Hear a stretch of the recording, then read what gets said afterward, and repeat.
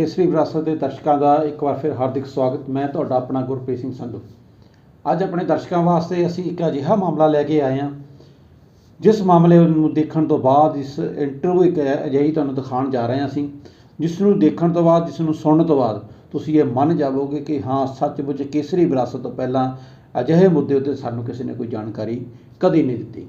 तो दोस्तों तुहाडे नाल जानकारी शेयर करन जा रहे हैं। असीं गल करन जा रहे हैं एक अजिही इंटरव्यू है जो हलाल, तुसीं सुणिया होना शब्द हलाल और हराम।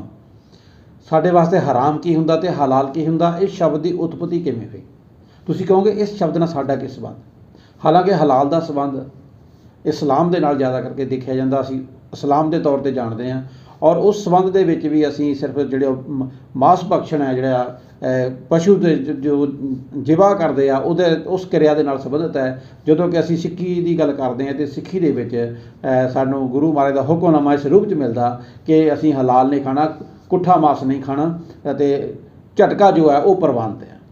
तो की है झटका या की है हलाल, और हलाल शब्द जिहड़ा वो इस वक्त इस संसार नूं किस तरीके नाल अपने कलावे विच लै चुका। और हलाल साडे समूह ते चाहे कोई मुसलमान होवे ते चाहे असीं सारे गैर मुसलमान होइए, साडे सारे दे उत्ते वो एक बराबर जिहड़ा प्रभाव पा रहा। और साडे उत्ते आम प्रभाव नहीं पा रहा, चाहे असीं मांस खांदे होइए चाहे ना खांदे होइए तां भी साडे उत्ते प्रभाव पा रहा। और इत्थों तक कि साडीआं जेबां दे उत्ते भी बहुत वड्डा प्रभाव पा रहा। की वो प्रभाव है आओ जानते हैं। एक इंटरव्यू है और ये तुहानूं दस दईए ये पाकिस्तान तो ने आरिफ अजाकिया, ये आप खुद इस्लाम के नाल संबंधित ने और साबका मेयर ने कराची शहर के। और इन्होंने यूट्यूब के उत्ते चैनल शुरू किया होया। और एक जिन्हां नाल इंटरव्यू की जा रही है वो एक गुरसिख परिवार के विच ना रवि रंजन सिंह जी दिल्ली तो ने, बड़े सीनियर पत्रकार ने, बड़े लंबे समय से जुड़े ने और इन्हां दी इस मामले उत्ते विशेषता है। तो आओ आपां देर नहीं करते, तुहाडा लंबा समा नहीं लैंदे ते आपां इंटरव्यू शुरू करते हैं। तो सिलेक्शन के दौर रूप च असीं फिर देखांगे और उसते बाद च आपां विचार चर्चा करांगे कि आखिर इस इंटरव्यू दे विच किहड़े-किहड़े जिहड़े पक्ष ने वो साडी चिंता वधाउण वाले ने। ये गल जिहड़ी है असीं जरूर महसूस करांगे और तुसीं जिस तरह तुहानूं समझ आई जाएगी तुसीं सानूं टिप्पणी करके भी साडे इस वीडियो दे हेठां दस सकदे हो। लओ आपां शुरू करदे हां। अजीज दोस्तों, अस्सलाम वालेकुम, नमस्ते, सत श्री अकाल, गुड आफ्टरनून। आज के प्रोग्राम में हमने एक ऐसे मुद्दे की तरफ जाने का सोचा है जो कि बहुत कम लोग जानते हैं और उसकी बारीकी और उसके असरात क्या हैं ये हम लोगों को इतना नहीं पता। हलाल सर्टिफिकेशन के हवाले से एक बहुत बड़ा मुद्दा है। देखें, जो टेररिज्म है, जिहादिज्म है, ये पीछे इकोनॉमी काम करती है। और वो इकोनॉमी जो होती है वो कहीं ना कहीं से पैसा आता है। और ये सब चीज़ें हैं जिसको जानने के लिए हमने ये देखा कि ये हलाल सर्टिफिकेशन एक मजहबी मसले से ज़्यादा ये और इकोनॉमिक मसला हो गया है, क्योंकि ऐसी ऐसी चीज़ों में हलाल सर्टिफिकेट आ गया जिसका हलाल हराम से कोई ताल्लुक नहीं होता। तो इस सिलसिले में आज हमने रवि रंजन सिंह साहब को ज़हमत दी है। रवि रंजन जी नमस्कार and thank you for joining. जी राम राम, सत श्री अकाल, जय जिनेंद्र। आप कैसे हैं? जी सब बढ़िया। आपका बहुत आभार कि आपने हमें ये मौका दिया कि हमें इस बहुत ही इम्पोर्टेंट टॉपिक पे पता चले। तो मैं आपसे पहले सबसे ये जानना चाहूँगा कि क्या है ये चीज़, क्या है हलाल सर्टिफिकेशन के पीछे जो आप वर्किंग कर रहे हैं, इसके बारे में आम हिंदुस्तानियों को, आम पाकिस्तानियों को, आम इंसानों को समझाएं कि ये क्या मसला है। जी हलाल, जैसे आप जानते हैं, हलाल एक अरबी शब्द है जो अरबी भाषा में इस्लाम के आने से पहले से था, यानी मोहम्मद साहब के आने से पहले या उससे भी पहले था। बहुत पुराना शब्द है और हर मजहब वहां का, हर कबीला वहां का अपना उसका हलाल और हराम होता था, डूज एंड डोंट्स। हर सभ्यता के, सिविलाइजेशन के अपने डूज एंड डोंट्स होते हैं, हर समाज के अपने डूज एंड डोंट्स होते हैं। तो इसी तरह वहां पे जो कबीले थे, यहूदी थे, यजीदी थे, ईसाई थे, या हिंदू कहें या पैगन्स कहें, वो भी थे, सबके अपने अपने डूज डोंट्स थे, अपनी अपनी पूजा पद्धति थी। इस्लाम जब आया तो इस्लाम ने भी उन्हीं शब्दों को लिया, बहुत सारे अरबी भाषा से शब्द जो पहले चल रहे थे वो शब्द इस्लाम में नेचुरली आने ही थे, आ गए। इसमें हलाल शब्द और हराम शब्द भी आया। सिंपली आज की जो हम हिंदी भारत में बोलते हैं, उर्दू नुमा हिंदी जिसे मैं कहता हूं, वो जो हम बोलते हैं हिंदुस्तानी, उसमें अगर हम तर्जुमा करें तो उसका अर्थ मतलब ये निकलता है जायज, जो हराम शब्द हलाल शब्द का मतलब है। और जैसे मैंने कहा, हर शब्द, हर संस्कृति के, हर समाज के अपने अपने हलाल हराम होते हैं। इस्लाम के आने के बाद, इस्लाम जब फैला तो एक जाहिर सी बात है, जो इस्लाम का हलाल था या इस्लाम का हराम था, वो जहां जहां वो फैला, उसने अपने हलाल को और अपने हराम को, जैसे कोई भी राज फैलता है, इम्पोज किया या वो खुद फैल गया। आज हम भारत की बात करें तो जैसे ही हलाल का शब्द आता है तो हम उसको एक मीट से जोड़ के देखते हैं, मांस से जोड़ के देखते हैं, गोश्त से। एक गोश्त की दुकान है, एक मुसलमान की दुकान है, जो वहां पे गोश्त काट रहा है कसाई, वो हलाल है। तो जहां तक, अब इसको हम दो अलग अलग हिस्सों में देखते हैं। एक तो गोश्त, मांस से जुड़ा हुआ जो शब्द है, हिस्सा है, और दूसरा जो उससे बाहर है। क्योंकि हलाल और हराम दुनिया के हर पहलू पे है, और इस्लाम में भी है। कैसे आपने किसी से मिलना है, औरत मर्द का कितना फैसला होना चाहिए, अगर वो पर्दे से मिलना है, किससे पर्दे से मिलना है, किस रिश्ते में बेपर्दे से मिलना है, ये सब चीजें इस्लाम में कोडिफाइड है, और वही उसका हलाल और हराम है। अब समस्या यहां से आती है कि जो उसका हलाल हराम है, इस्लाम का हलाल हराम है, वो मेरे ऊपर इम्पोज किया जाता है। मसलन यहूदी के लिए और मुसलमान के लिए सूअर का मांस हराम है, मगर दूसरों के लिए हराम नहीं है, हमारे लिए हराम नहीं है। तो हमारे लिए हलाल है, तो क्या मैं इसको हलाल कह सकता हूं? नहीं, वो मुसलमान भाई मेरा बुरा मान जाएगा जब मैं सूअर को हलाल कहूंगा। अब अगर उसका अर्थ देखा जाए अरबी में, तो यही अर्थ निकलता है। हमारे जो शब्दावली में, जो वर्ड्स में जो फर्क आया, हमारी जो भाषा में फर्क आया, हमने हलाल और इस्लामिक हलाल को मैसअप कर दिया। यानी जो इस्लामिक हलाल है उसी को यूनिवर्सल हलाल मान के हम बैठ के और धीरे धीरे उस पर चलते हैं। अब जो इस्लाम की पद्धति से कट रहा है मांस, गोश्त, वो हलाल है इस्लाम के मुताबिक।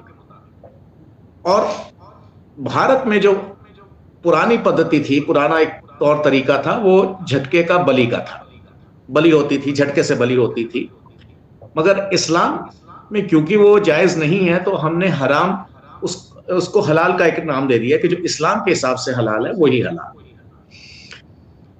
और जहां तक सिख पंथ की बात है, इसमें जो इस्लामिक तरीके का हलाल है वो बिल्कुल वर्जित है, वो बिल्कुल मना है। हम झटका ही खाते हैं, जो प्राचीन पद्धति थी भारत की। और इस्लाम के आने से पहले जो आज अफगानिस्तान या पाकिस्तान है, उसमें भी ऐसा ही चलता था।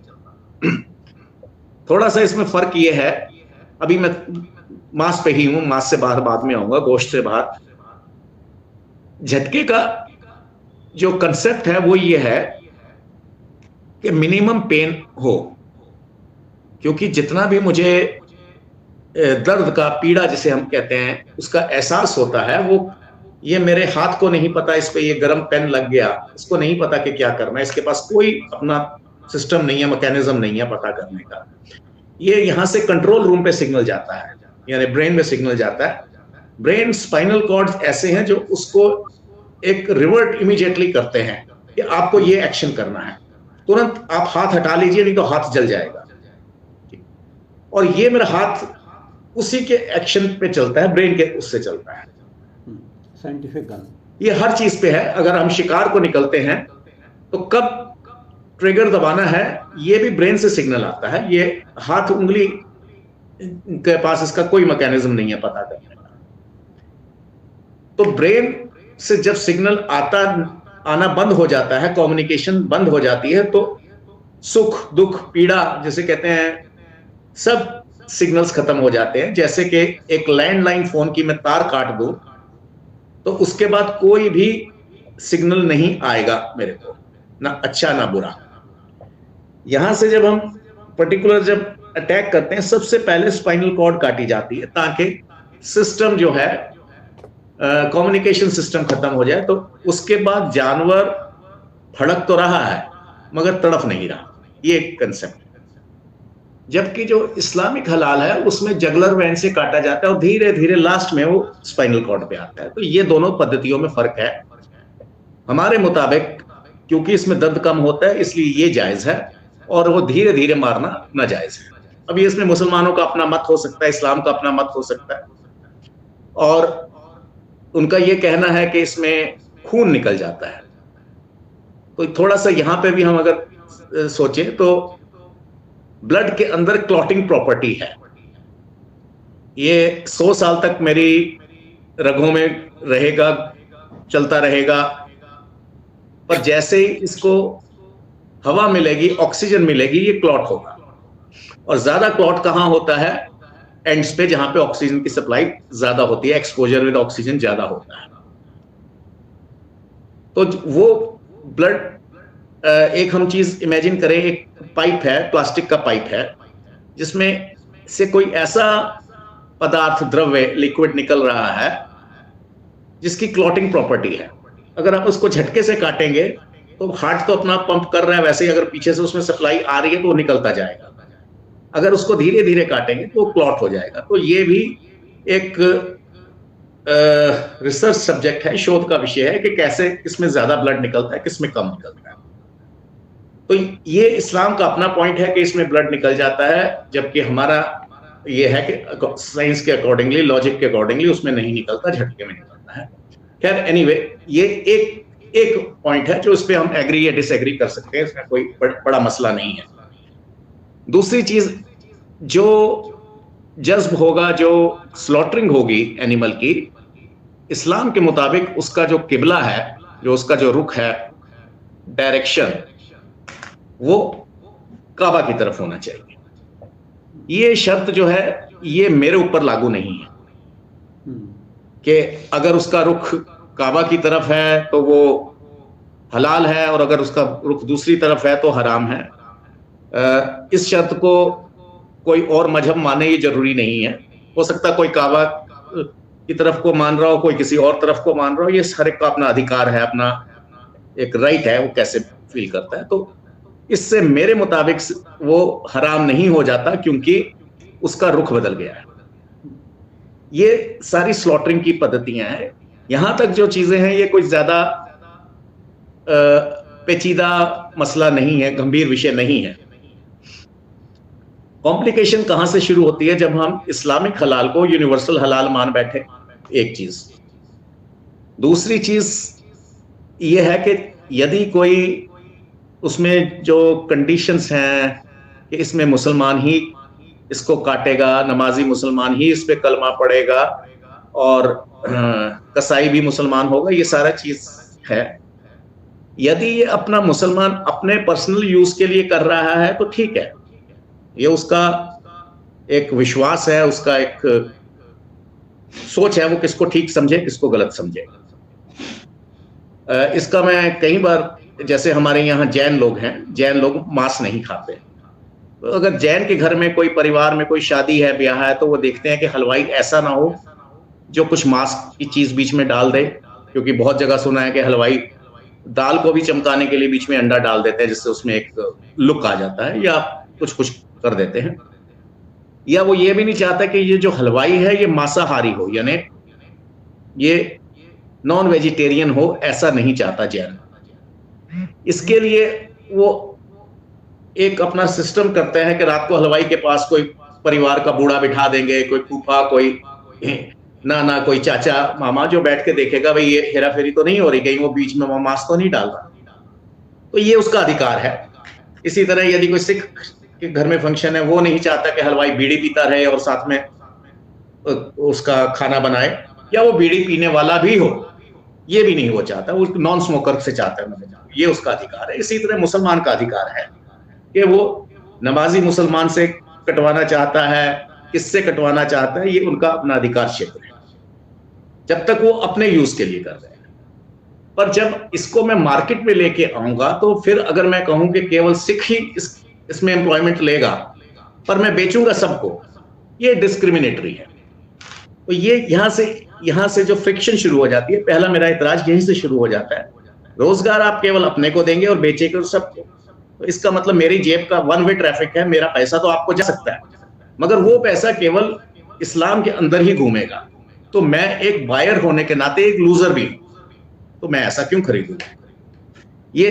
अब ये तो हलाल तक की बात है। अब हलाल जो है, हलाल नॉमिक्स में और हलाल माफिया में कैसे धीरे धीरे कन्वर्ट हुआ, ये भी एक शोध का विषय है।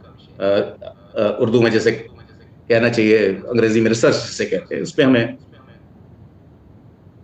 हलाल यात्रा को अगर हम देखें, इसका पूरा एक हिस्ट्री देखें, तो इस्लाम से आने से पहले, इस्लाम के मोहम्मद साहब के जीवन के दौरान और उसके बाद, ये 3 चीजें हैं।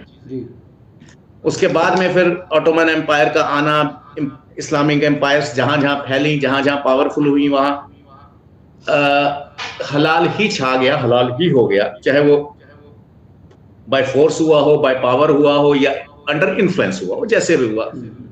फिर ऑटोमन एम्पायर का खत्म होना और उसके बाद हलाल मार्केट का श्रिंक होना, ये इतिहास के चीजें हैं। इसका एक चैप्टर जो जहां से शुरू होता है, एक फेस वहां से शुरू होता है सेकेंड वर्ल्ड वॉर के बाद, जब कॉलोनियल मास्टर्स थे वो बहुत वीक हो गए थे, वो इस स्थिति में नहीं थे कि एक इंग्लैंड जैसा टापू पूरे इंडियन सब कॉन्टिनेंट पे, पाकिस्तान पे, बांग्लादेश जो आज है, सब पे रूल कर सकता अपने चंद हजार सिपाही लेके। और जब ये डर है कहीं फौज में बगावत ना हो जाए, तो उस समय उस स्थिति को देखते हुए उन्होंने अपना टापू संभालना बेहतर समझा, बजाय के इधर उधर अपने एनर्जी को बिखराने के।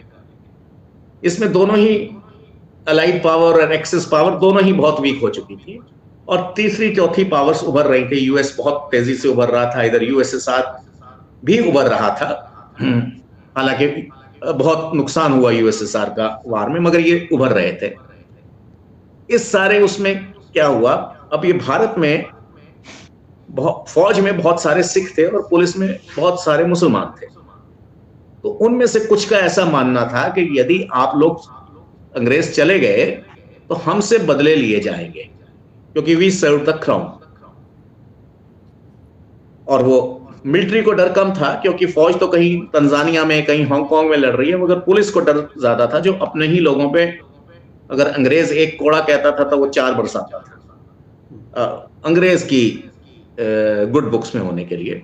तो पुलिस को भी डर था, मिलिट्री को भी डर था, और तमाम लोगों को डर था कहीं हमसे बदले ना लिए जाए। तो उस समय जो those who serve the crown, उनको एक बड़ा वेलकम एटीट्यूड मिला कि आप इंग्लैंड में या कॉमनवेल्थ के कंट्रीज में, कनाडा में इधर सेटल हो जाइए। तो इसमें बहुत बड़ी तादाद में सिख मुसलमान गए। गुजराती गए अपने व्यापार के, या सिंधी गए अपने व्यापार के लिए, मगर ये सिख और मुसलमान जैसे पंजाब के या इधर के बहुत बड़ी तादाद में गए। अब यह यहाँ पे थोड़ा सा ये होता है कि जब यहाँ से एक मुसलमान और सिख निकला, एक मोना जिसे मैं कहता हूँ, जिसे हिंदू लोग कहते हैं, मैं इसको मोना शब्द प्रयोग करता हूँ।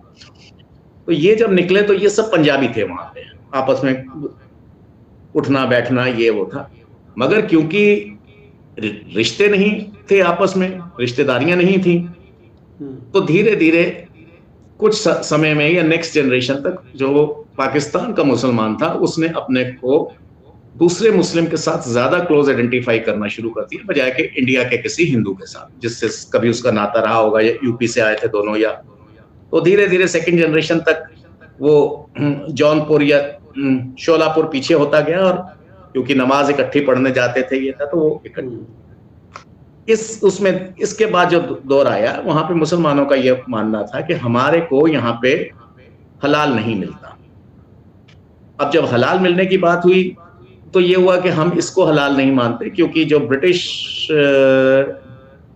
सरकार जिसको हलाल कह रही है वो हमारे पैमाने पे पूरा नहीं उतर रहा। इसके लिए हम अपनी अलग सर्टिफिकेशन करेंगे। तो ये एक टर्निंग पॉइंट था अपनी सर्टिफिकेशन का। जो सरकारी डॉक्यूमेंट है उसको चैलेंज नहीं करा, उसको तो हम मानेंगे, बट इन एडिशन हम अपनी सर्टिफिकेशन करेंगे। और उसमें धीरे धीरे ये हुआ कि इन कंट्रीज को जो काफिर मुल्कों से आता है उसको हम नहीं मानेंगे वगैरह वगैरह। वो जो लैटिन अमेरिका से बहुत मीट इंपोर्ट होता था वो धीरे धीरे बंद हो गया, और वो मलेशिया या इंडोनेशिया इधर धीरे धीरे बिजनेस शिफ्ट होता गया। अब इसमें मुसलमान जो था वो बड़ा कॉन्शियस था अपने मजहब की तरफ। जो क्रिश्चियन था यहाँ का वो लीस्ट बॉर्डर था, उसने कहा कोई फर्क नहीं पड़ता, मांस ही तो ऐसे कटा या वैसे कटा या। और कुछ कॉलोनियल हैंगओवर था और कुछ सेंस ऑफ गिल्ट भी था उस समय कि हमने शायद बहुत ज्यादतियां करी हैं। तो इस सब में होते हुए मुसलमानों को वहां पे एक प्रॉपर इज्जत कह लें या एक प्रॉपर मौका मिला फलने फूलने का, वो दूसरों को भी मिला। मतलब चाहे वो पंजाब से हिंदू गया हो या यूपी से कोई हिंदू गया या सिख गया, उसको भी उन्होंने मौका दिया। इसमें हमें उनको नंबर पूरे देने चाहिए। इसमें कोई ठीक है, छोटी मोटी डिस्क्रिमिनेशंस होती रही होंगी, मिनी राइट्स भी होते रहे होंगे, मगर ओवरऑल सोसाइटी ने बाय एंड लार्ज इतना डिस्क्रिमिनेट नहीं किया जितना हम अपनों को ही अपने देश में करते हैं। उससे डिस्क्रिमिनेशन बहुत कम थी, चाहे वो पाकिस्तान की बात हो चाहे। अब इस सारी यात्रा में जो नेक्स्ट स्टेप आया ये बहुत समझने वाला है, कैसे स्टेप बाय स्टेप हुआ। जब ये सर्टिफिकेशन चालू हुई तो उस सर्टिफिकेशन की एक फीस होती है। अब ये हुआ कि हलाल केवल मांस पे नहीं है, दूसरा ये जो मुस्लिम ही काटेगा, तो उसमें क्या हुआ, English butchers were out of business, मांस बिकता रहा।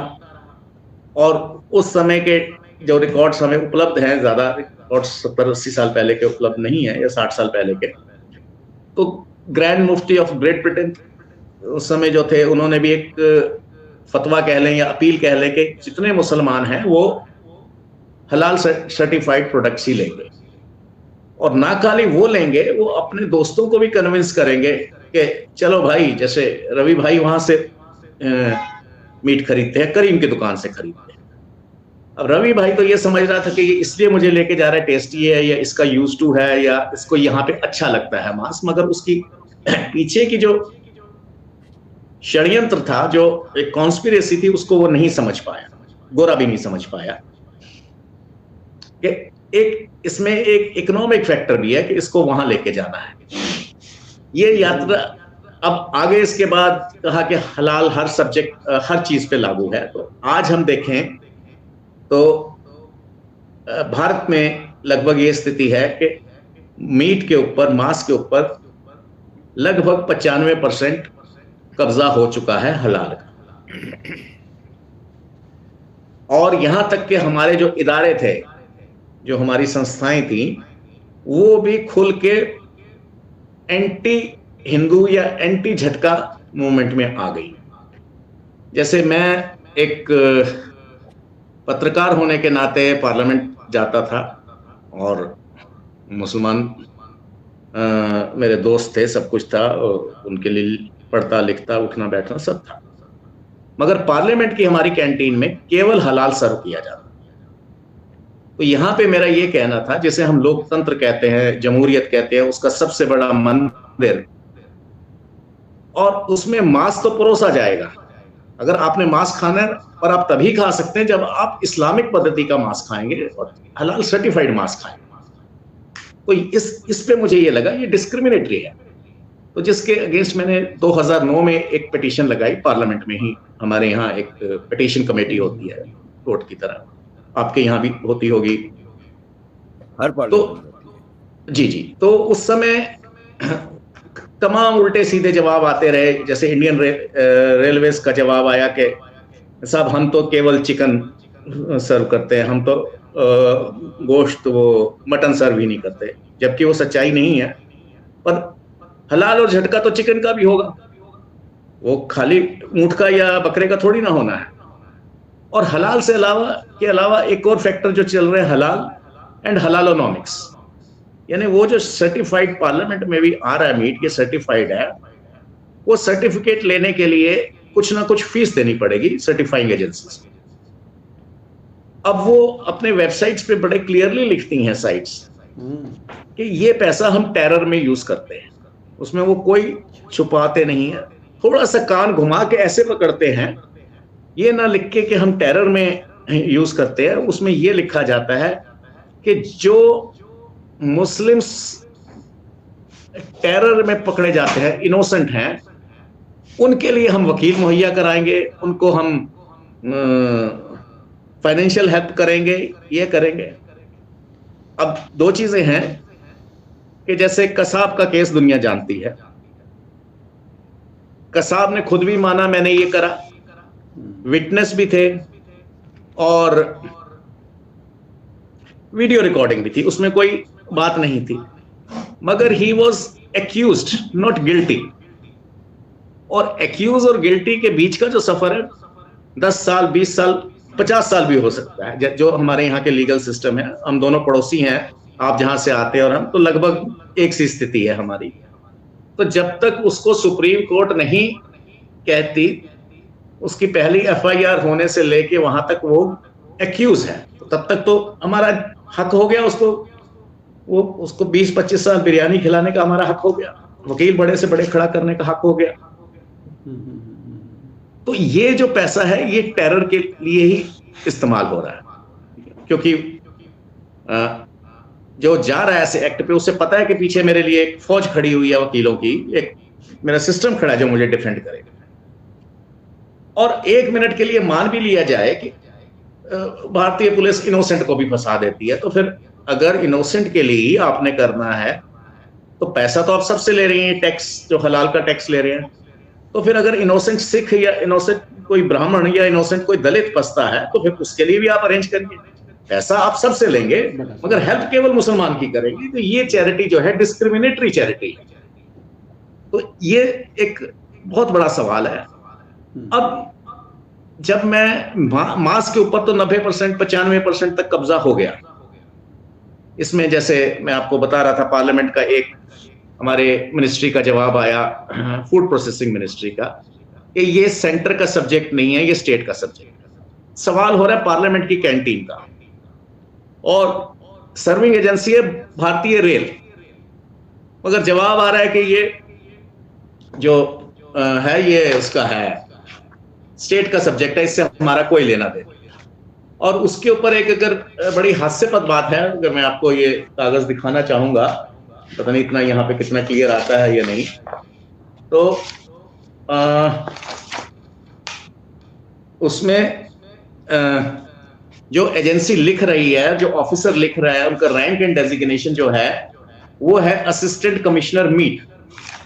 ये मैं आपको बड़ा क्लोज दिखाना चाहूंगा।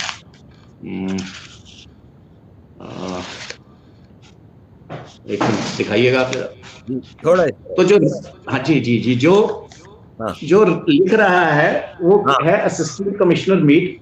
और जो जवाब ये लिख रहा है कि हमारा सेंट्रल गवर्नमेंट का कोई मतलब नहीं है मीट से। तो भाई साहब आप यहाँ के कमिश्नर कैसे हो गए? जो इस तरह के जवाब आते रहे। ये अभी 2020 में जनवरी में एक डिसीजन लिया गया कि पार्लियामेंट की कैंटीन को हम वेजिटेरियन ही कर देते हैं, तो ना ये होगा। तो इस तरह मतलब गुमराह किया गया सालों तक। अब ये जो हम सर्टिफिकेट की बात करते हैं, इस सर्टिफिकेट से जो फीस जाती है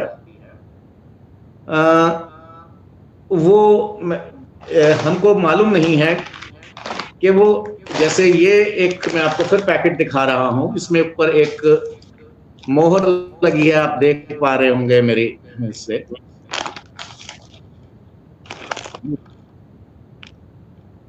इंडिया में चलता है ग्रीन डॉट, यानी ये वेजिटेरियन है। और वेजिटेरियन के ऊपर ही एक लगा हुआ है हलाल, यानी ये वेजिटेरियन हलाल है। तो ये आलू के चिप्स पे भी मेरे को एक टैक्स देना पड़ रहा है, हलाल टैक्स, जो वो कहते हैं हम इस्लाम की बढ़ोतरी के लिए, इसके प्रचार प्रसार के लिए हम यूज करते हैं, बढ़ाने के लिए। अच्छी बात है, आप करिए, पर अपने पैसे से करिए, मेरे पैसे से क्यों करते हैं? अब इसमें ये जो total services, goods and services हैं world wide, that is 5 trillion USD. ये 5-5 रुपए मिलके इतने बड़े गुड्स एंड सर्विसेज को सर्टिफाई किया जा रहा है एज हलाल। तो ये पैसा एक 5 trillion 5 trillion USD, that is bigger than Indian economy and Pakistani economy put together. वाह। और ये इतना बड़ा अगर हम टेरर फंडिंग को अलाउ कर रहे हैं तो हम अपनी सुपारी खुद दे रहे हैं। हमारे यहाँ एक सुपारी शब्द चलता है कि भाई ये बिजनेसमैन है, बहुत टेंडर भरता है, जरा इसको हटा दो रास्ते से, सुपारी दी जाती है। ऐसा होता है बिजनेस वर्ल्ड में। तो ये तो कोई व्यापारी, कोई बिजनेसमैन दूसरे की देता है, या कोई सी जेलसी में कोई दूसरे की देता है। यहां पर तो हम अपनी सुपारी खुद दे रहे हैं। क्योंकि अब दूसरे स्टैटिस्टिक्स पे हम आए, हालांकि स्टैटिस्टिक्स बड़े अलग अलग होते हैं, कोई इसको 1 कहता है, कोई 5 कहता है, मगर एक उसमें चलें तो अब इसमें जो मुस्लिम्स की बाइंग कैपेसिटी है world wide, that is about 85 to 87%। Sorry that is 15 to 12%। बीच में आ गया। और नॉन मुस्लिम की 85% है। 85% है। मुस्लिम की 15% से 17% बाइंग कैपेसिटी है। इसका मतलब उस 5 ट्रिलियन यूएसडी में कौन खरीद रहा है? मैं खरीद रहा हूं। सो मैं अपनी सुपारी दे रहा हूं, मेरा ये कहने का मतलब। और ये हम हमारे यहाँ के शायद मुसलमान भाई नहीं इस चीज को समझ पाए। एक वर्ड है हमारे यहाँ सतयुग, यानी जब सच चलता होता था। तो अब सतयुग आ गया है एक तरह से, ई सतयुग। पहले तो मैं कुछ भी झूठ बोल देता था, तो बता देता था मैं सब, आप तो कराची से आए हैं और मैं बता दूंगा दिल्ली में मेरी 7 हवेलियां हैं और मेरी बॉम्बे में 3 हवेलियां, तो आप मान लेते थे। अब आप तुरंत देखेंगे भैया कहां पे है आपकी हवेली, साहब ये तो साहब इसके नाम पे है। तो जो भी हम कह रहे हैं इस सतयुग में सच सच सच और झूठ झूठ सामने है बिल्कुल इसमें। तो हम अभी भी जिस समय ये सेशन चल रहा है, अगर नेट पे जाएंगे तो CIA की क्या रिपोर्ट है और तमाम एजेंसीज की क्या रिपोर्ट है, उनकी अपनी क्या रिपोर्ट है। जैसे ग्रैंड मुफ्ती ऑफ बोस्निया, उन्होंने बड़ा लताड़ा था IS को और इस तरह की संस्थाओं को, तालिबान को, कि तुम मूर्ख हो, मुस्लिम खून क्यों बहा रहे हो व्यर्थ में, बेकार में मुस्लिम खून को क्यों बर्बाद कर रहे हो, we will rule world through हलाल। तो जब एक हमारे पास इतना सस्ता अच्छा मौका है और अगले को पता भी नहीं लग रहा, वो धीरे धीरे हलाल भी हुए जा रहा है और उसे पता भी नहीं लग रहा, तो हम इस चक्कर में क्यों पड़े। जब इकोनॉमिक्स हमारे पास आ जाएगी तो सब कुछ आ जाएगा। सो हलाल, जिसे आज हलाल कह रहे हैं, this is mother of all जिहाद्स। क्योंकि अर्थ यानी पैसा जहां पे है, कोई भी जंग युद्ध तभी लड़ा जाता है जब पैसा हो, चाहे वो मैदान का जंग हो चाहे अदालत का जंग हो। पैसा नहीं है तो आप कुछ नहीं लड़ सकते। तो इतनी बड़ी इकोनॉमी का एक शिफ्ट ओवर हो गया धीरे धीरे, और हमें पता भी नहीं लगा, सोए में ही हो गया। और बाकी जो नॉन मुस्लिम वर्ल्ड थी वो इतनी कॉन्शियस नहीं थी, चाहे आज का क्रिश्चियन हो। हमारे यहाँ कुछ मिशनरीज हैं जो कन्वर्ट करने पे लगी हुई हैं। तो पहले वो अपना घर बचा ले, जो क्रिश्चियनिटी के ऊपर अटैक हो रहा है पहले उसको देख ले, फिर भारत के बारे में सोचे। तो क्योंकि क्रिश्चियन भी बड़ा निश्चिंत था और बड़ा बेपरवाह सा है, उसको भी कोई फर्क नहीं पड़ता। और हमारे यहाँ वो एक बड़ी एक आम सी चीज है, एक वो होता है जब हम बात करते हैं इसकी। तो एक किसी सज्जन के पास में था, तो मीट बेच रहे थे, तो मैंने कहा जी ये सब कुछ उन्हें समझाया। वो पंजाबी थे, पगड़ीधारी थे।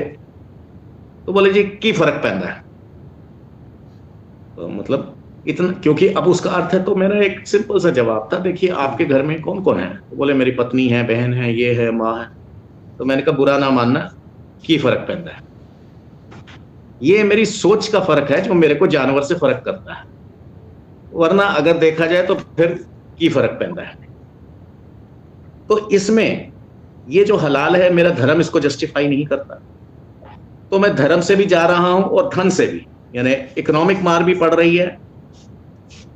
अब एक मैं एग्जांपल देता हूं कि एक सपोज आगे जैसे आ रहा है इस्लामिक बैंकिंग, जो हलाल बैंकिंग है। सुनने में बड़ा अच्छा लगता है कि ऐसा बैंक होगा जो ना सूद लेगा ना सूद देगा, बहुत अच्छी बात है ये तो।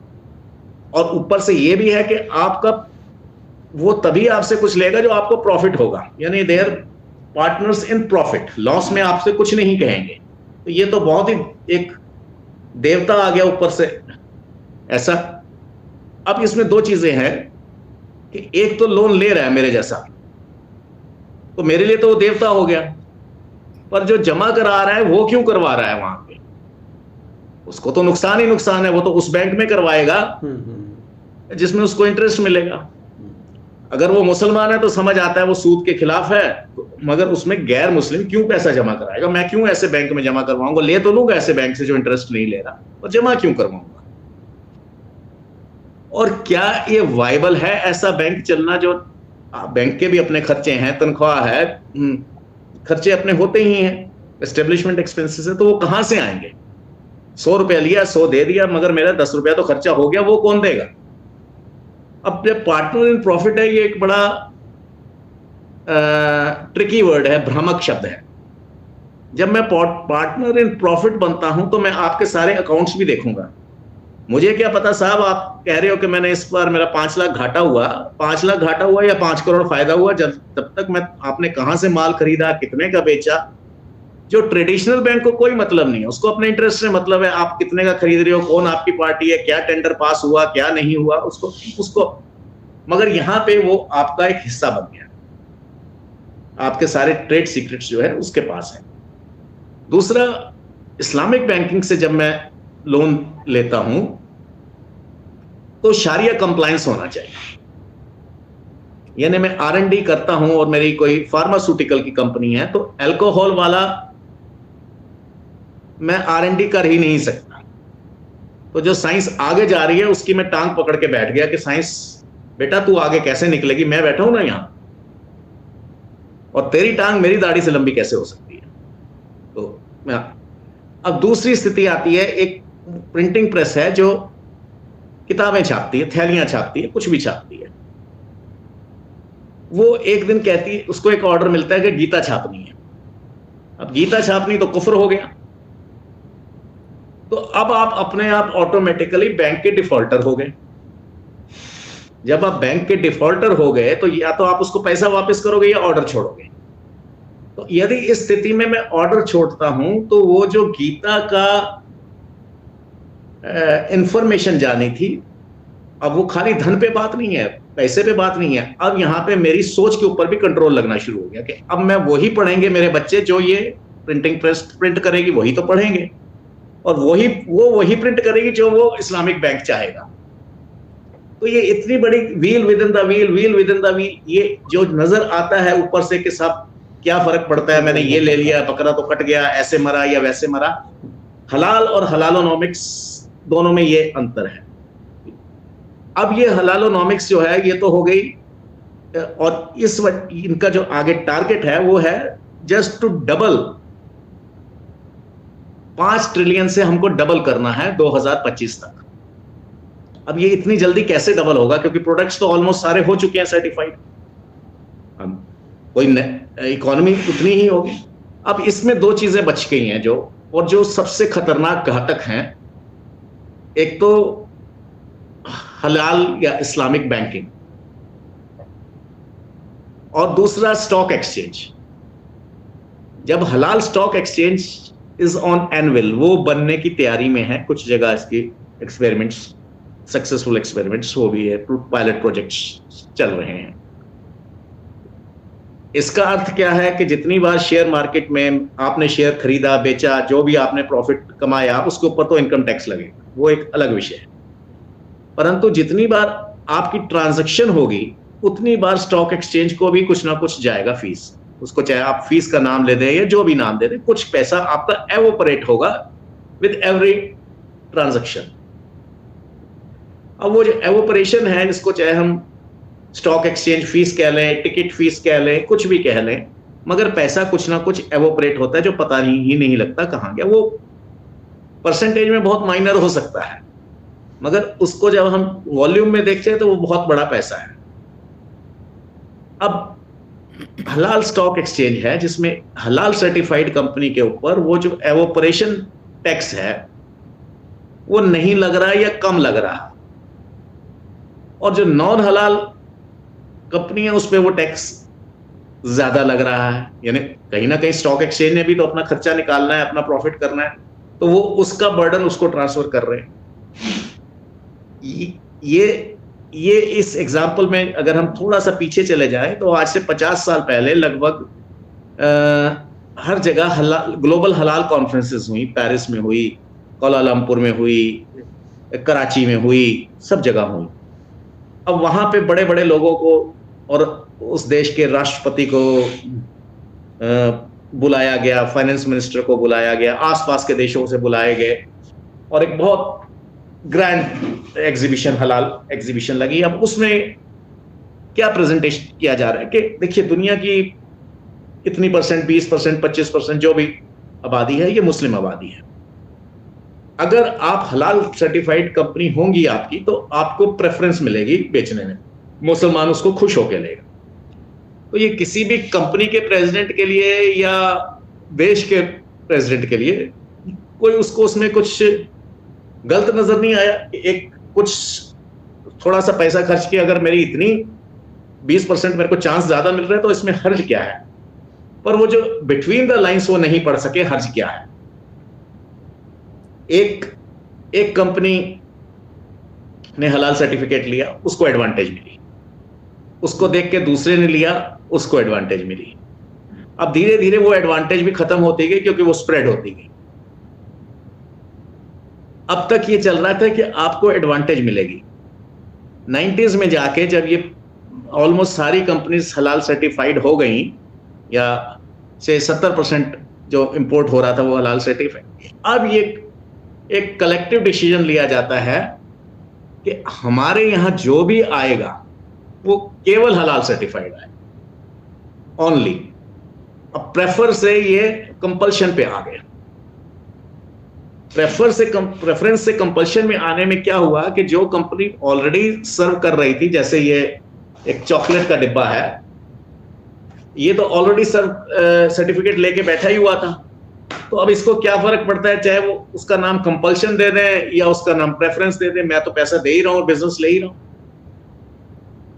किसी को कोई फर्क नहीं पड़ा या पता नहीं लगा।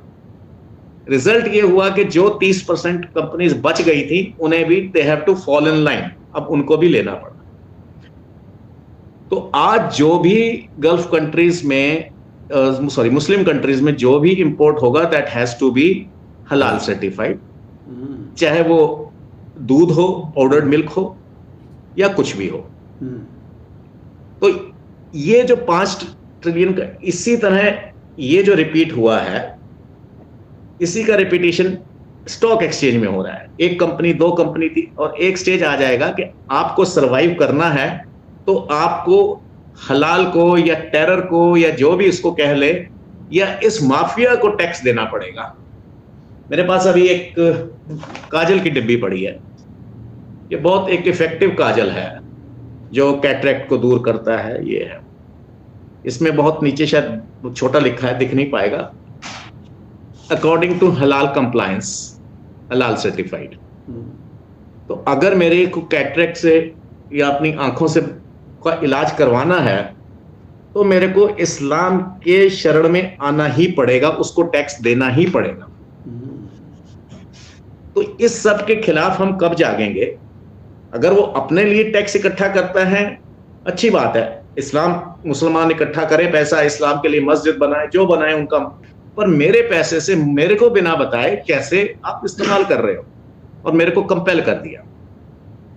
अब दूसरी स्थिति यह है, यहां पे जैसे मैंने कहा था, मांसाहार यानी नॉन वेजिटेरियन और उससे बाहर, जहां तक नॉन वेजिटेरियन की बात है, इसमें तो अगर मुझे झटका मांस नहीं मिलेगा, चाहे लंदन में नहीं मिलेगा, चाहे दिल्ली में नहीं मिलेगा, चाहे कराची में नहीं मिलेगा या यूएस में नहीं मिलेगा, तो मैं छोड़ दूंगा, मांस नहीं खाऊंगा, गोश्त खाए बगैर मैं जिंदा रह सकता हूं। पर अगर ये आटा, दाल, पानी, ऑक्सीजन सिलेंडर, दवा, इस सब पे आ गया तो मेरे को लेना ही पड़ेगा, टैक्स देना। तो ये जो जजिया है, ये तो औरंगजेब के जजिए से भी खतरनाक है। वो कम से कम मुझे पता तो था कि मैं जजिया दे रहा हूं, यहां तो मुझे 70 साल तक पता ही नहीं लगा मैं जजिया दे रहा हूं। और जैसे अभी हमारे इधर बॉम्बे में इस हलाल हॉस्पिटल खुला। अब हलाल हॉस्पिटल का अर्थ क्या हुआ कि जो गल्फ से पेशेंट्स आते थे, जब उन्हें पता लगेगा एक हलाल हॉस्पिटल है तो वो वहां जाएंगे। तो दूसरे का बिजनेस इफेक्ट हुआ, वो 2 महीने वेट कर लेगा, ऑपरेशन करवाना है टांग का, मैं 2 महीने बाद करवाऊंगा, मगर हलाल से करवाऊंगा क्योंकि वो इस्लाम से इन्फ्लुएंस्ड है। तो जब एक का धंधा चला तो मतलब व्यापार है, दूसरे का धंधा बंद हुआ। तिजारत इसी का नाम है। 2 दुकानें हैं, या आपके यहां से स्वेटर बिकेगा, या ग्राहक एक ही है, या आपसे ले जाएगा या मेरे से ले जाएगा। अगर आपने बेच दिया तो मैं रह गया, और मैंने बेच दिया तो आपने। तो अब एक के बाद दूसरे हॉस्पिटल को भी होना पड़ेगा, तीसरे housing complexes, shopping complexes, even public toilets, हलाल डेटिंग साइट्स, हलाल नाइट क्लब्स। तो ये सब अब ये हलाल नहीं, हलालोनॉमिक्स आ गया। एक तो हलाल से तो एक परेशानी मुझे है ही है, अब हलालोनॉमिक्स तो मेरे को जिंदा नहीं रहने दे रहा। आप टैक्स दोगे तो रहेंगे। अब हलाल कमोड्स जो फिक्स हो रहे हैं, अब उसमें एक पर्टिकुलर डायरेक्शन में ही कमोड फिक्स होना है। अगर उससे इधर या उधर हो गया तो वो हराम हो गया, और वो करने वाले को सजा भी दी जा सकती है। वो अलग बात है कि अभी इस स्थिति में नहीं है कि मेरे को कोड़े मारे जाएं या पत्थर मारा जाए कि मैंने पब्लिक टॉयलेट का रुख, मैं जूनियर इंजीनियर हूं तो मैंने ये कैसे पास कर दिया। मगर अगर ये चलता रहा तो ये तो मौलाना साहब तय करेंगे कि सड़क कहां से कहां जाएगी, ब्रिज कैसे बनेगा। जैसे अभी कोविड की दवा में क्या डलेगा, ये मौलाना साहब तय करेंगे। तो ये सारी चीजें जो हैं, और इसमें जो हमारे, जैसे मैंने कहा, हमारे जो इंस्टीट्यूशंस थे, जैसे भारत में एक एपिडा इंस्टीट्यूशन है जिसने एक अपना ही एक क्लॉज बना रखा था कि भारत से जो भी एक्सपोर्ट होगा वो हलाल सर्टिफाइड मीट ही होगा।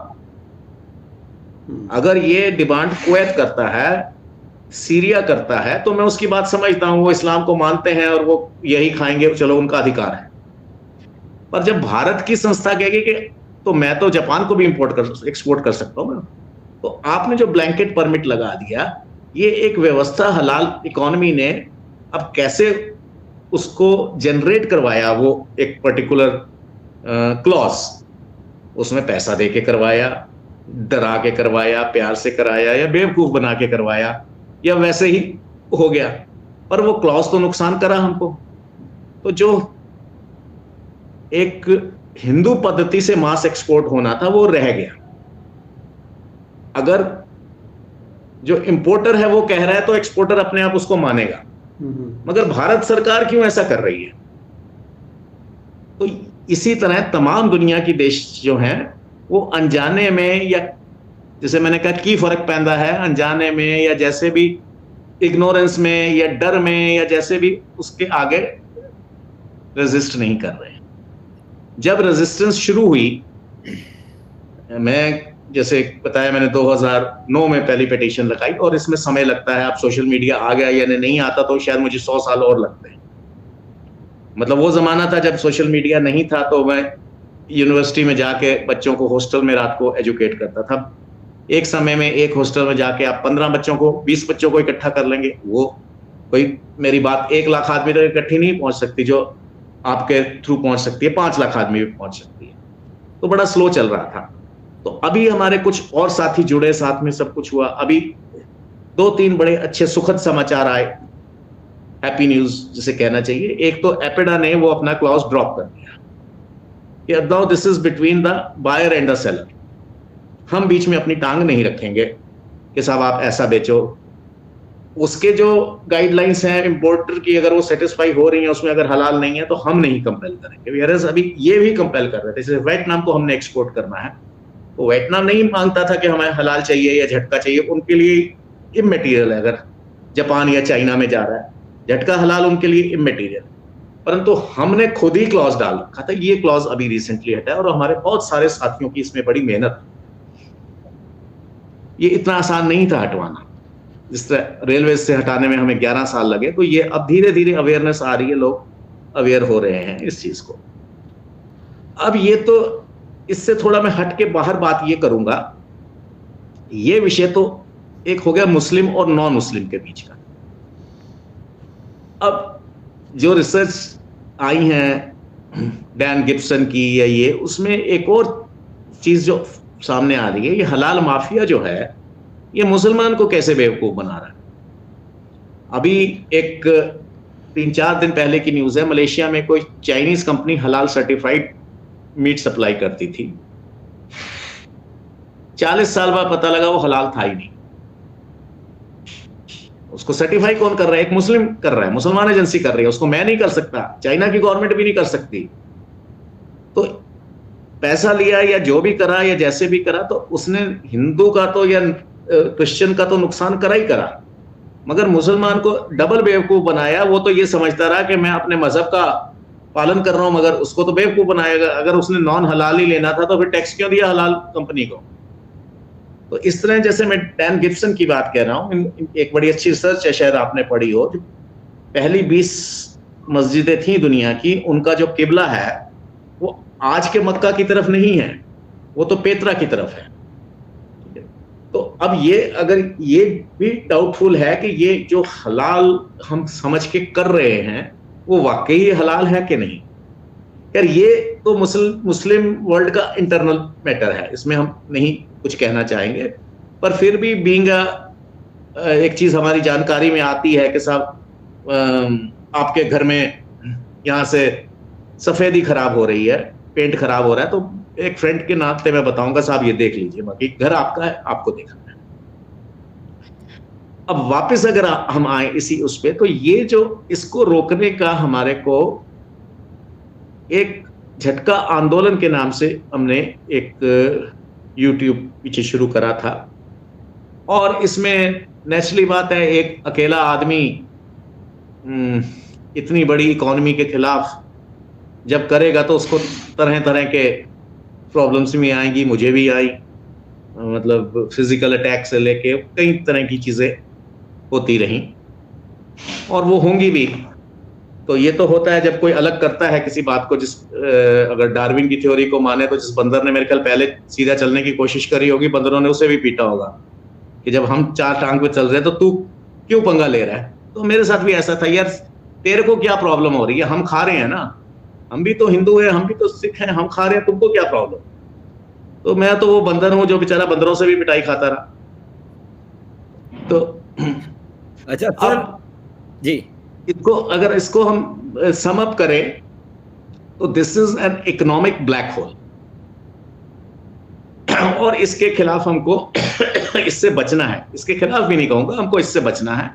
जो स्वेच्छा से टैक्स दे के खाना चाहता है वो उसकी मर्जी है, ये और जो नहीं खाना चाहता उसको कंपेल ना किया जाए, मेरे ऊपर इम्पोज ना किया जाए, बस मेरा इतना ही गुजारिश है, निवेदन है जी। अच्छा सर, मैं आपको ये पूछना चाह रहा हूँ कि ये जो मांस की हद तो समझ में आता है, ये आटा चावल हलाल कैसे, मतलब क्या इसमें क्या हराम होता है?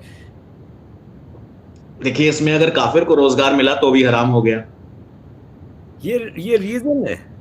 यस, अगर उस दवा में अल्कोहल है तो वो भी हराम हो गई। अभी कोविड की दवा में सुअर नहीं होना चाहिए, ये तो उसमें सुअर डलेगा या क्या डलेगा ये डॉक्टर ने डिसाइड करना, उसमें अल्कोहल डलेगी फार्मासिस्ट ने डिसाइड करना, ये मौलाना या कोई गुरुद्वारे वाला या कोई मंदिर वाला नहीं डिसाइड करेगा।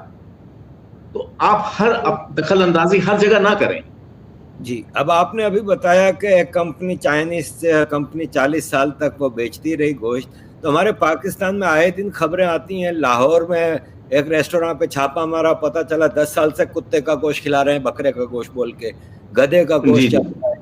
ये चीजें तो मुसलमान का तो अंत नहीं है, कोई क्रिमिनलाइज सोसाइटी हो गई है ये। सर मुझे बताएं क्या आपने जो ये आंदोलन भी शुरू किया, आपने एक अवेयरनेस मूवमेंट जो चलाई है, क्या काफी है? ये क्या करना चाहिए इस इनजस्टिस को रोकने के लिए? क्या मजीद चाहिए? जी जी, जितनी ये कॉम्प्लिकेटेड प्रॉब्लम है उतना ही सिंपल सॉल्यूशन है। कई बार जरूरी नहीं होता हम एमआरआई करवाएं और ये करें, एक चूरन की गोली भी ठीक कर देती है। मगर हमारा ध्यान जो है ना, हमें भी वो डॉक्टर मूर्ख नजर आता है जो कहता है ये 5 रुपए की दवा ले लो ठीक हो जाओगे, तो हमें भी मजा आता है कि एमआरआई कराएं, बड़े हॉस्पिटल में जाएं, 4 लोग 2 वर्ड्स, बॉयकॉट हलाल। जिसने लेना है ले, मगर मेरे को इंपोज किया जा रहा है, मैं इसलिए बॉयकॉट कर रहा हूं, मैं इसको नहीं लूंगा। सिंपल सॉल्यूशन है, हमको कोई लाठी बंदूक नहीं चलानी, ना किसी को तंग करना है, ना किसी की दुकान पे हमको बंद करवानी है कि धरना देना है। सीधी सी इसमें सिंपल बात है कि अगर मैं नहीं लेता 85% किसी भी बिजनेस का 85% कस्टमर नहीं आता, तो वो इंपोज नहीं कर पाएगा, वो अपनी हद तक रह जाएगा। यहां पे मैं थोड़ा सा एक चीज और कहना चाहूंगा। मुझसे लोग कहते हैं कि आप कोशर के खिलाफ क्यों नहीं है, जबकि वो भी वही चीज है। आप हलाल के खिलाफ ही क्यों बोलते हैं? तो बात यह है कि no Jew is going to kill me for not having kosher. वो कोशर ले रहे अपने लिए, वो मेरे को इंपोज नहीं कर रहा। कम से कम भारत में ऐसी स्थिति नहीं है और कि अगर आप नहीं लेंगे तो आपको तंग किया जाएगा, मारा जाएगा, या ये है या वो है। अगर इजराइल अपने लिए सिर्फ कोशर मीट इंपोर्ट करता है तो उसको अधिकार है। ज्यू कहता है कि मैं केवल वो लूंगा तो उसको अधिकार है। सिख कहता है मैं केवल झटका लूंगा उसको, और मुसलमान कहता है मैं केवल हलाल लूंगा, उसको भी अधिकार है। इसमें कोई डिस्क्रिमिनेशन है। मगर मेरे तरीके के, आप मेरी तरह से ही पूजा पद्धति करेंगे, मेरी तरह से ही सोचेंगे, यहां से फ्रिक्शन शुरू होता है। और इस कॉम्प्लिकेटेड उसका सीधा सा है अवेयरनेस और अवेलेबिलिटी। अच्छा सर, ये बताएं कि ये जो हलाल सर्टिफिकेट है ये सिर्फ मुसलमान अप्लाई कर सकता है ना, कोई हिंदू नहीं कर सकता? नहीं, हिंदू भी कर सकता है, बट उसको कंडीशंस अप्लाइड। अब जैसे रोजगार की बात है, मान लीजिए पाकिस्तान में कोई कंपनी है, ये मेरे सामने ये पड़े हैं, शक्करपारा, गुड़पारा, ठीक है, ये बनाती है। पाकिस्तान में ये मुमकिन है, संभव है कि आप किसी भी नॉन मुस्लिम को एम्प्लॉयमेंट ना दे, आपकी फैक्ट्री चल जाएगी, क्योंकि इतने कम है, आप उसको इग्नोर कर सकते हैं। मगर भारत में अगर मैं ये कंपनी लगाता हूं तो कहीं ना कहीं मेरे को किसी गैर मुस्लिम को रखना ही पड़ेगा। वो सर्टिफिकेट लेने से तो मेरा बिजनेस को हार्म हो गया। तो जहां पे हार्म होगा वहां पे टर्म्स बदल जाती हैं। यानी पाकिस्तान में और भारत में फर्क आ गया। तो यहाँ पे एक वेवर है कि नॉन मुस्लिम भी अप्लाई कर सकता है। हाँ, बड़ी कंपनियों के साथ एक है कि उसको वॉच करने के लिए हलाल सर्टिफाइड कंपनीज तो केवल मुसलमान चलाएगा जो सर्टिफिकेशन देगी, और बड़ी कंपनी में एक डायरेक्टर भी होगा जो उसको देखेगा, जो केवल मुस्लिम होगा। तो एक रोजगार इसलिए क्रिएट हुआ कि वो मुसलमान है। तो ये डिस्क्रिमिनेटरी है। और इसमें एक संघर्ष यहां से शुरू हुआ कि 2014 में किसी ने महाराष्ट्र में एक फैक्ट्री लगाने की शुरुआत करी, झटका प्लांट में। उनके आगे कंडीशन सरकारी रख देंगे कि आप हलाल सर्टिफिकेट नहीं किया। उसने बोला भाई मैं तो मुसलमान नहीं हूं, मैं तो नहीं करूंगा। तो तमाम एग्जांपल्स दी, देखिए वो भी करता है, वो भी करता है, आपको परेशानी क्या है? अब हमारा यहां पे ये कहना था कि आपको परेशानी क्या है, उन सज्जन का आपको क्या परेशानी है अगर मैं झटका कर रहा हूं तो? बोले ये आप मुझे या तो लॉ बताएं। तो बोले कि अगर लॉ की बात करते तो आप कोर्ट में जाइए। अब एक बिजनेसमैन जो व्यापारी है वो कोर्ट के धक्के खाए कि बिजनेस करे?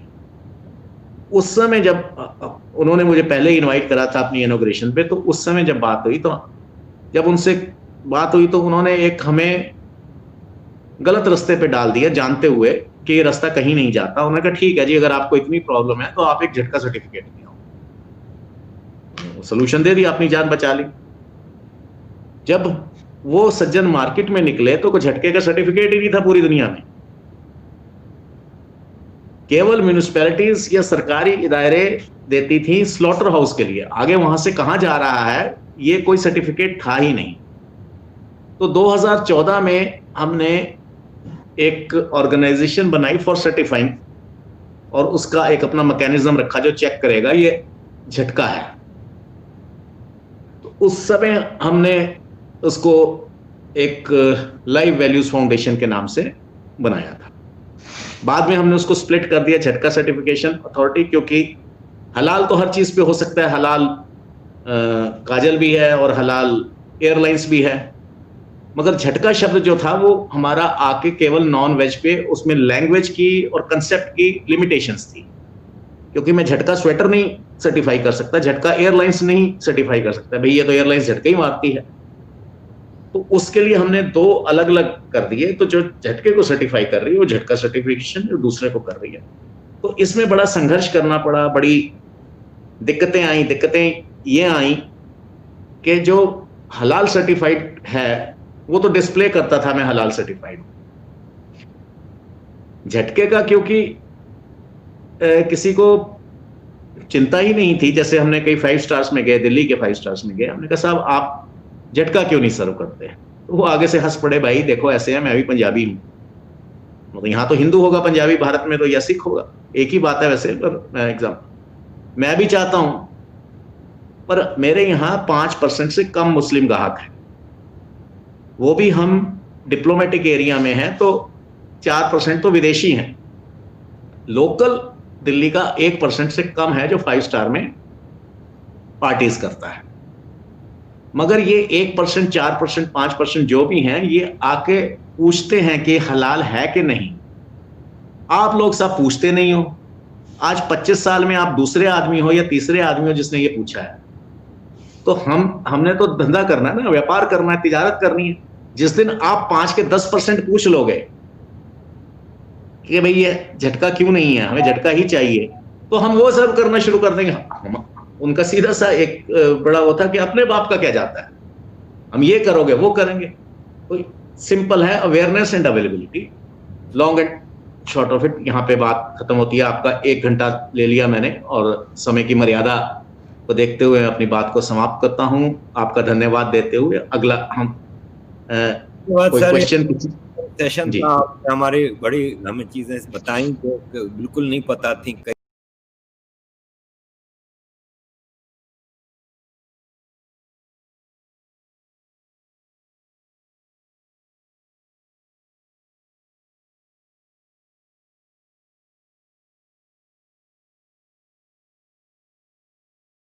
कई चीज़ें ऐसी हैं, और आई होप कि जनरल पब्लिक इसको गौर करेगी इन चीज़ों पे, और ये बड़े इंपॉर्टेंट पॉइंट्स थे। Thank you very much sir. जी बहुत बहुत आपका शुक्रिया, बहुत बहुत धन्यवाद, और फिर मिलेंगे हम ज़रूर sir. Thank you very much sir. हाँ जी, देख रहे की फर्क पैंदा ਜਾਂ बहुत फर्क पैंदा। ये फैसला हुण तुसीं करना है, ये फैसला जनता ने करना है कि असीं किस दिशा ਵੱਲ ਨੂੰ ਵਧਣਾ है। असीं जागरूक होना, हाले भी जागरूक होना कि उदों जो सब कुछ लुटिया पुटिया जाए फिर हथड़ा मार के रोना है। ये फैसला असीं ही करना है। तो उम्मीद है तुहानूं साडी ये कोशिश पसंद आई होगी। किहो जी साडी लगी कोशिश, ये भी सानूं तुसीं टिप्पणी करके जरूर दसना। इस वीडियो नूं तुसीं लाइक करना ते कमेंट करके दसना, तो इनू वध तो वध शेयर करना। बहुत बहुत धन्यवाद। बोले सोनिहार।